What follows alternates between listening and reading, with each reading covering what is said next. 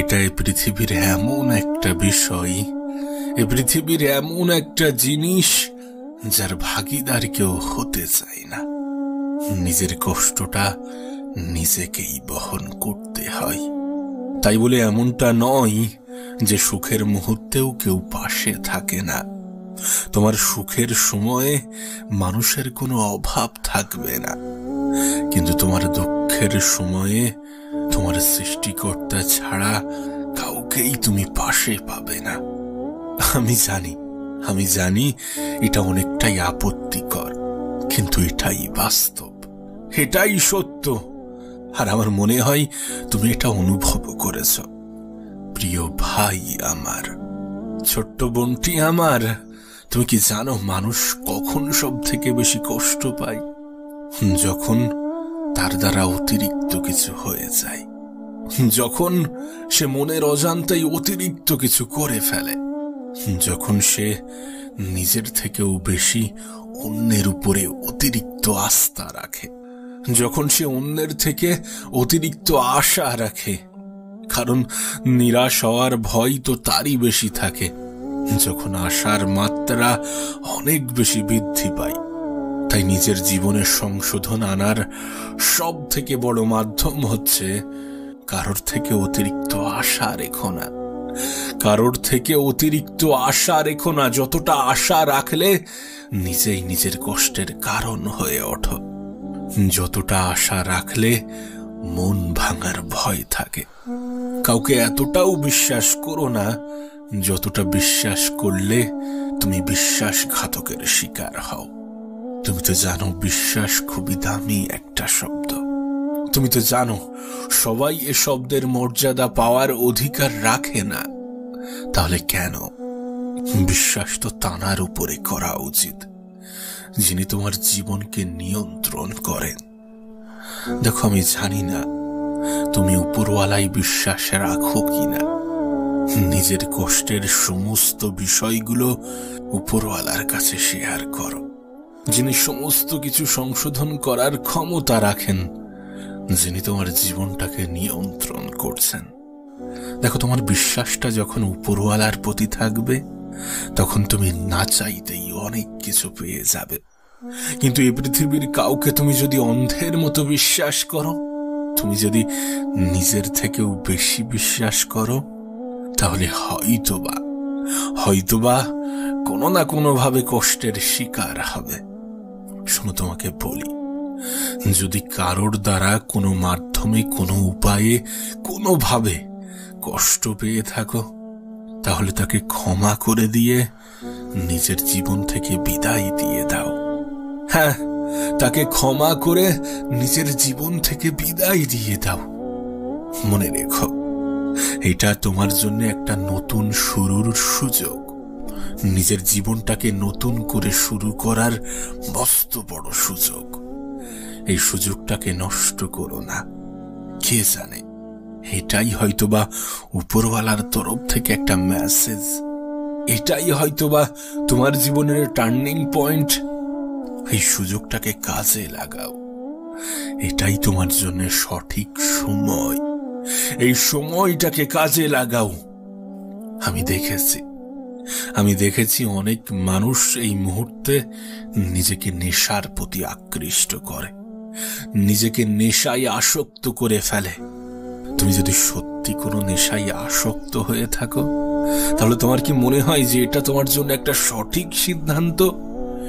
দেখো, যেটা তোমার শরীরের ক্ষতি করে সেটা কখনোই তোমার জন্য ভালো হতে পারে না। যেটা তোমার শরীরকে, তোমার মনকে আস্তে আস্তে ধ্বংস করে সেটা কখনোই তোমার জন্য ভালো হতে পারে না। এটা হয়তোবা তোমাকে খানিকের স্বস্তি দেবে, স্বল্প সময়ের জন্য তোমার মনে একটা স্বস্তি অনুভব করাবে। কিন্তু তুমি দেখো, কিছু সময় আগে তুমি যেমন ছিলে ঠিক তেমনই হয়ে যাও। তাহলে এটা কিভাবে তোমার জন্য সঠিক হতে পারে? তোমার তো একটা পার্মানেন্ট সমাধান দরকার। আর পার্মানেন্ট সমাধান এটাই যে নিজেকে পরিবর্তন করে ফেলো, নিজেকে পাল্টে ফেলো। অ্যাটলিস্ট তাদের জন্য যারা চায় যে তুমি দুঃখে থাকো, তুমি কষ্টে থাকো, তোমার জীবনে সুখ যেন না আসে। তাদের জন্য নিজেকে পাল্টে ফেলো।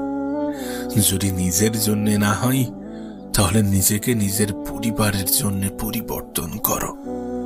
আমি অনেককে এমনও দেখেছি যে নিজে এতটা পরিমাণ নেগেটিভ চিন্তায় আসক্ত হয়ে পড়ে যে আত্মহত্যার মতো জঘন্য সিদ্ধান্তও মাথায় আনে।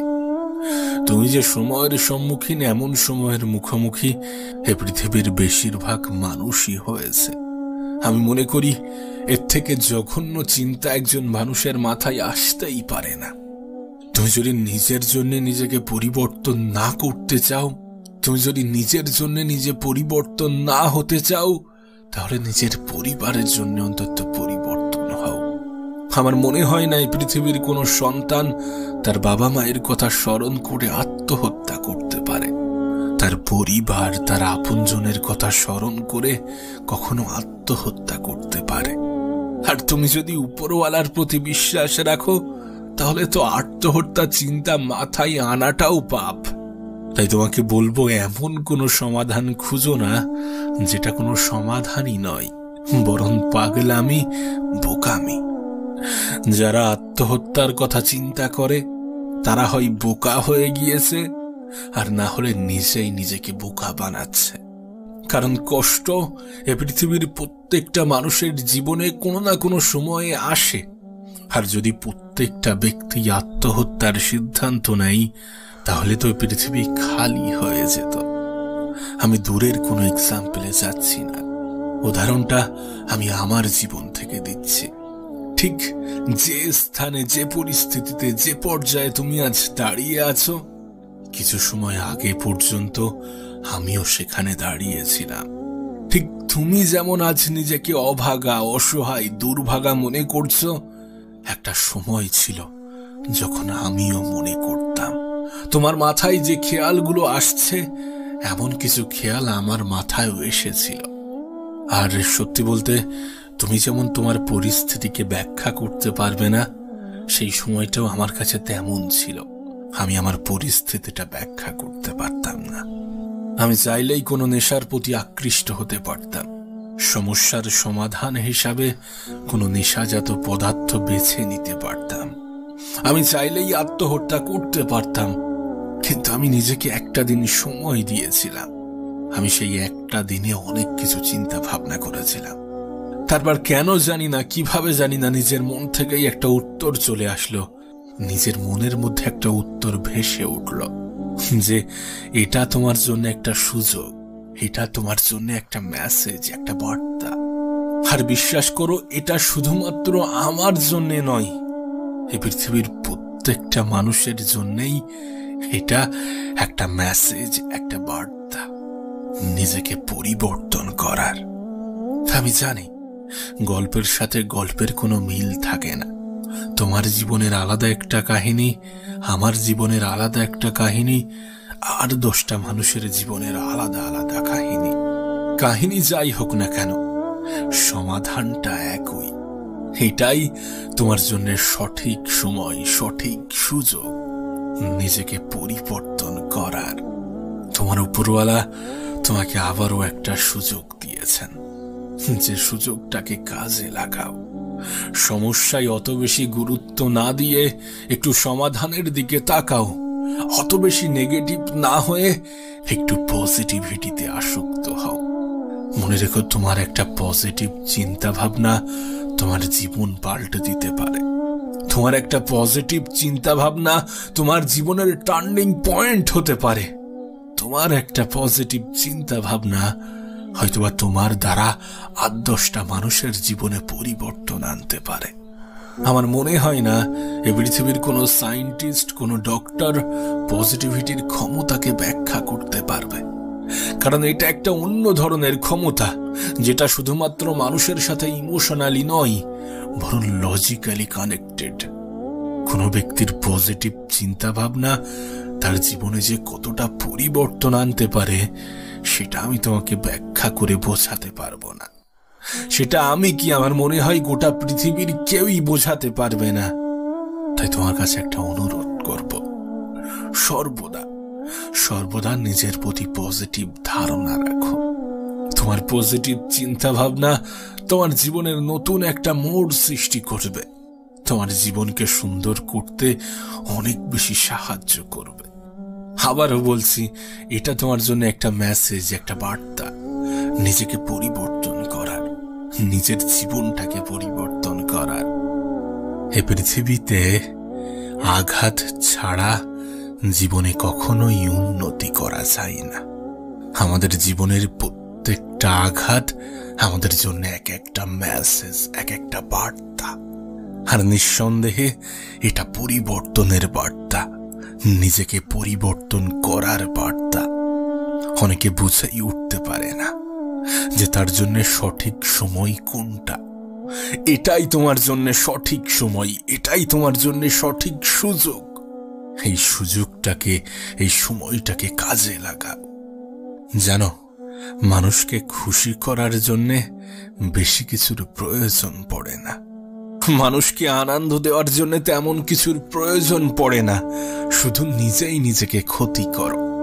হ্যাঁ, তুমি নিজেই নিজেকে ক্ষতি করো, দেখবে তোমার আশেপাশের কত মানুষ কত আনন্দ পেয়েছে। ঠিক একইভাবে মানুষকে দুঃখ দেওয়ার জন্যও বেশি কিছুর প্রয়োজন পড়ে না। তুমি নিজেকে একটু একটু করে উন্নত করো, নিজের সর্বত্র দিয়ে সফল হওয়ার চেষ্টা করো, দেখবে তোমার আশেপাশের কিছু মানুষ অনেক বেশি কষ্ট পেয়েছে।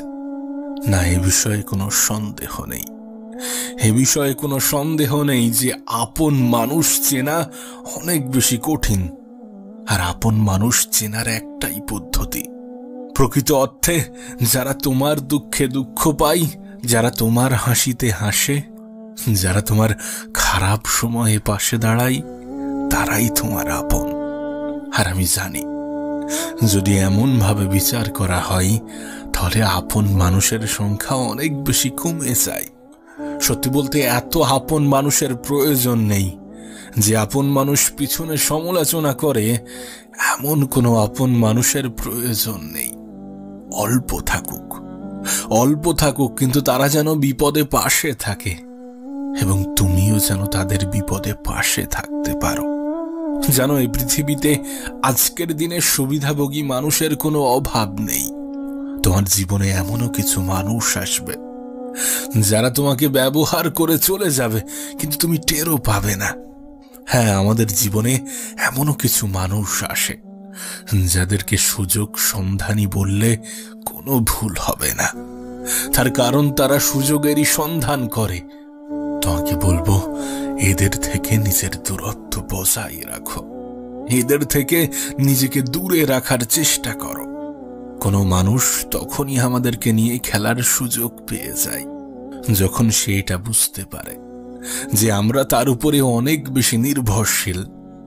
বিশ্বাস করো, যদি কোনো ব্যক্তি এটা বুঝে যায় তাহলে সে তোমাকে ইগনোর করবেই, তার থেকে তুমি অবহেলা পাবেই, এ বিষয়ে কোনো সন্দেহ নেই। আমি দেখেছি অনেকে বলে বয়স বাড়লে ম্যাচিওর হয়ে যাবে, কিন্তু কোনো ব্যক্তি যে বয়সের সাথে ম্যাচিওর হয় না। কারোর ম্যাচিউরিটি শুধুমাত্র বয়সের সাথে আসে না। কিছু কিছু মানুষের ক্ষেত্রে তাদের বাস্তব জীবনের অভিজ্ঞতা তাদেরকে ম্যাচিওর করে তোলে। তোমার বয়স অল্প হলেও যদি তোমার কাঁধে একগুচ্ছ দায়িত্ব থাকে, তাহলে আমি গ্যারান্টি দিচ্ছি তুমি বয়সের আগেই ম্যাচিওর হয়ে যাবে। দায়িত্ব, এই শব্দটা অনেক কঠিন, অনেক ইম্পর্টেন্ট একটা শব্দ। যাদের কাঁধে আছে শুধুমাত্র তারাই জানে, তারাই বোঝে। আসলে জীবনে এমনও কিছু বিষয় থাকে যেগুলির মুখোমুখি না হওয়া পর্যন্ত সেগুলো সম্বন্ধে আমাদের কোনো ধারণাই হয় না। দায়িত্ব শব্দটাও ঠিক এমনই। আর তোমার কাছে অনুরোধ করব, জীবনে কোনো দায়িত্ব নাও বা না নাও, নিজের ক্ষেত্রে দায়িত্ববান হয়ে ওঠো। নিজেকে ভালো রাখার দায়িত্বটা নিজেই নিতে শুরু করো।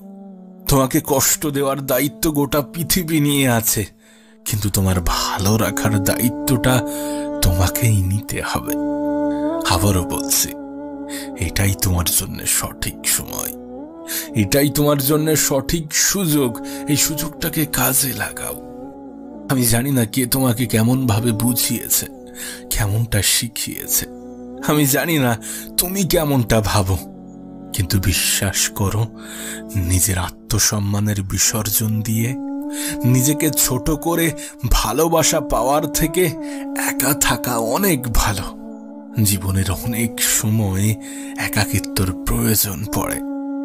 জীবনের অনেক সময় একা থাকলে ভালো থাকা যায়। মনে রেখো, একাকিত্ব কোনো দুর্বলতা নয়, বরং প্রয়োজনের থেকে মানুষের সাথে অধিক আলাপই মানুষকে দুর্বল বানিয়ে দেয়। প্রয়োজনের থেকে অধিক সম্মান অপর ব্যক্তির অসম্মানের কারণ হয়। যে যতটা সম্মান ডিজার্ভ করে তাকে ততটাই সম্মান দাও, আর যারা তোমার সম্মান ডিজার্ভ করে না তাদেরকে সম্মান দেওয়ার কোনো প্রয়োজনই নেই। কারণ এটা খুব দামি একটা শব্দ। সস্তা মানুষেরা যার মূল্য দিতে পারে না, সস্তা মানুষেরা যার মূল্য বোঝে না। তোমার কাছে অনুরোধ করব নিজেকে গুটিয়ে নেওয়ার জন্য। যেখানে মানুষ তোমার সম্মান করে না, যেখানে মানুষ তোমার কদর করে না, যেখানে মানুষ তোমাকে ভালোবাসে না, সেখানে থাকার কোনো প্রয়োজনই নেই, সেখানে থাকার কোনো প্রশ্নই ওঠে না। নিজের খারাপ সময়ে স্বল্প সংখ্যক মানুষকেও পাশে পাওয়া যায় না। কাউকে অন্ধের মতো বিশ্বাস করো না, কাউকে নিজের দুর্বলতার সুযোগ নিতে দিও না। নিজের খারাপ সময়ে যতটা মানুষকে স্মরণ করো তার থেকে বেশি সৃষ্টিকর্তাকে স্মরণ করো। কারণ এই পৃথিবীতে উপরওয়ালা ছাড়া তেমন কেউই তোমাকে নিঃস্বার্থভাবে ভালোবাসে না। হ্যাঁ, এ পৃথিবীতে উপরওয়ালা ছাড়া তেমন কেউই নিঃস্বার্থভাবে ভালোবাসে না। নিজের সুখ, দুঃখ, অভিমান সমস্ত কিছু উপরওয়ালার সাথে ব্যক্ত করো। সমস্ত কিছু তানার সাথে ব্যক্ত করো, যিনি তোমার জীবনকে পরিবর্তন করার ক্ষমতা রাখেন, যিনি তোমার জীবনকে নিয়ন্ত্রণ করছেন। সত্যি বলতে, 2 দিন আগে পরিচিত হওয়া 3 দিনের সম্পর্কের মানুষগুলো তোমাকে তোমার খারাপ সময়ে কতটা সাহায্য করবে আমি জানি না, কিন্তু আমি দেখেছি যে খারাপ সময়ে সৃষ্টিকর্তা ছাড়া তেমন কাউকেই পাশে পাওয়া যায় না। তাই সমস্ত বিশ্বাস, আশা, ভরসা, আকাঙ্ক্ষা, আক্ষেপ সমস্ত কিছু উপরওয়ালার সাথে বলো। কিছু জিনিস যখন তুমি মানুষের কাছ থেকে পেতে চাইবে, যখন তুমি মানুষের কাছ থেকে নিতে চাইবে, তখন হয়তোবা তোমার সাথে সওদা করবে, বিনিময়ে কিছু পেতে চাইবে। তাই সমস্ত আশা, ভরসা সৃষ্টিকর্তার কাছে রাখো। তোমাকে বলি, শোনো, এ পৃথিবীতে কেউ কাউকে জায়গা করে দেয় না, তোমাকেও কেউ জায়গা করে দেবে না। তোমার নিজের জায়গাটা নিজেকেই করে নিতে হবে। তোমার নিজের অস্তিত্বের জানান নিজেকেই দিতে হবে। হয়তোবা ভালো সময় পাওয়ার জন্যে কিছু খারাপ সময়ের মোকাবেলাও করতে হবে। নিজের লড়াইটা নিজেকেই লড়তে হবে। কিন্তু এ বিষয়ে কোনো সন্দেহ নেই যে সময় পরিবর্তন হবে, এ সময়টাও পাল্টে যাবে, কারণ সময় পরিবর্তনশীল। হ্যাঁ, সময় পরিবর্তনশীল। কে জানে, যারা আজ হয়তোবা তোমার দুঃখে খুশি হচ্ছে, কাল তোমার সুখেই দুঃখ পাবে। ছেড়ে যাওয়া মানুষগুলোও ফিরে আসার চেষ্টা করবে। তুমি যদি তোমার সৃষ্টিকর্তার উপরে ভরসা রাখো, হয়তোবা তোমার সৃষ্টিকর্তাই তোমার লড়াইটা নিজের ভেবে লড়বে। তাই পরিস্থিতি যেমনই হোক না কেন, সময়টা যেমনই হোক না কেন, দিনটা যেমনই হোক না কেন, নিজের আশা, ভরসা, আস্থা সমস্ত কিছু উপরওয়ালার উপরে রাখো, যিনি তোমাকে নিঃস্বার্থভাবে ভালোবাসেন। আজ তোমাকে শোনাবো অল্প বয়সে কঠিন রোগের কারণে মৃত্যুশয্যায় থাকা কোনো এক ব্যক্তির মনের আকুতি। এই ব্যক্তিকে যখন জীবন সম্বন্ধে ধারণা জিজ্ঞাসা করা হয়, তখন তিনি বলেন, যদি তোমার একটা সুস্থ শরীর থাকে তাহলে খোদার কাছে আর নতুন কোনো অভিযোগ করো না। জীবনের শেষ পর্যায়ে দাঁড়িয়ে একজন বৃদ্ধ ব্যক্তির মেসেজ। যদি তুমি কোনো যুবক অথবা যুবতী হয়ে থাকো, তাহলে জীবন নিয়ে আফসোস করো না। হ্যাঁ, এরা তোমার সেই অবস্থানটার কথা বলছে যেখানে তুমি এখন দাঁড়িয়ে আছো, যে পর্যায়ে তুমি এখন অবস্থান করছো। একজন অসুস্থ মানুষই জানে যে সুস্থ থাকাটা কতটা সুখের, কতটা আনন্দের, কতটা স্বস্তির। একজন বৃদ্ধ মানুষই জানে যে বৃদ্ধ হওয়াটা কতটা আফসোসের, আর যুবক বয়সে থাকাটা কতটা আনন্দের। তুমি ভাবতে পারো এরা তোমার সেই সময়ের কথা বলছে যেটা নিয়ে তোমার এত বেশি অভিযোগ, যেটা নিয়ে তোমার এত বেশি রাগ, অভিমান, ক্রোধ।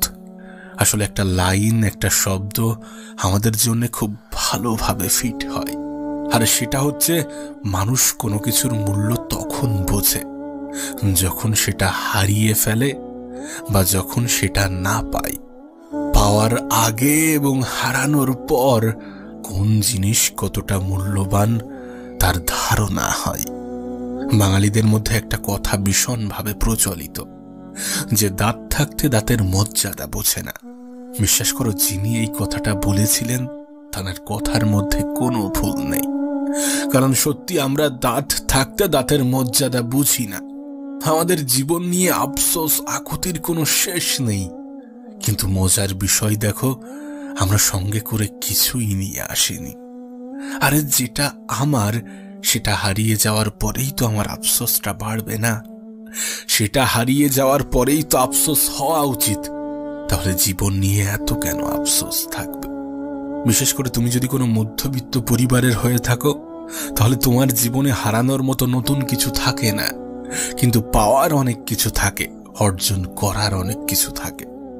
আর এই অর্জন করার জন্যে দুটো জিনিসের বিসর্জন দেওয়া প্রয়োজন। আর সেই দুটি জিনিস হচ্ছে অতিরিক্ত আরাম ত্যাগ করা আর ঝুঁকি নিতে ভয় পাওয়া, অলসতা এবং ভয় পাওয়া। এই দুটি জিনিসই যথেষ্ট কোনো মানুষের পতনের জন্যে। জীবনকে সুন্দর করার জন্যে নিজের অলসতাকে ত্যাগ করো, নিজের প্রতি বিশ্বাস রাখো, একটু ধৈর্য ধরো এবং সর্বদা উপরওয়ালার প্রতি বিশ্বাস রাখো। কোনো এক রাতের অন্ধকারে লাইটস অফ করে বালিশে মাথা রেখে ভাবার চেষ্টা করো যে একজন মানুষের জীবনে সব থেকে মূল্যবান জিনিস কি হতে পারে, যেটার উপরে নির্ভর করে একজন মানুষের দিন অতিবাহিত হয়, যেটার উপরে নির্ভর করে একজন মানুষের জীবন অতিবাহিত হয়, যেটার উপরে নির্ভর করে সমস্ত শখ আহ্লাদ পূরণ করা যায়, যেটা দিনের সবার কাছে একটা নির্দিষ্ট পরিমাণে আছে, যেটা একজন গরিবের কাছেও সমান মাত্রায় থাকে এবং একজন ধনীর কাছেও সমান মাত্রায় থাকে। হ্যাঁ, আমি কথা বলছিলাম সময়ের, যে সময়ের কদর আমরা কখনোই করি না, যে সময়কে আমরা ইনস্টাগ্রামে রিলস দেখতে আর ফেসবুকে শর্টস দেখতে, ইউটিউবে শর্টস দেখতে কাটিয়ে দিই। তুমি হয়তোবা জানো না যে তোমার জীবনের একটাই সম্পদ, আর সেটা হচ্ছে সময়। একজন মানুষের জীবনে সময় কতটা গুরুত্বপূর্ণ একবার ভেবে দেখো।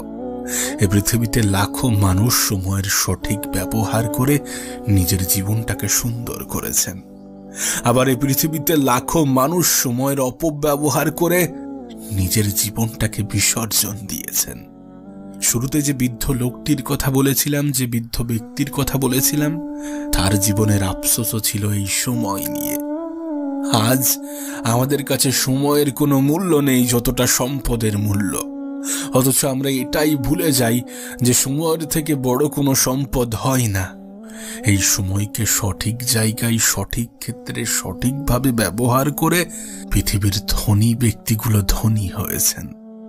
তুমি ভাবতে পারো একজন নর্মাল ব্যক্তি এ পৃথিবীতে যতক্ষণ মেহনত করে, এ পৃথিবীর সব থেকে ধনী ব্যক্তি তার থেকে দ্বিগুণ মেহনত করে। এটাই তো সব থেকে বড় পার্থক্য। যদিও অপচয় শব্দটা খারাপ, তারপরেও জীবনের সমস্ত কিছু অপচয় করো, কিন্তু সময়ের অপচয় করো না।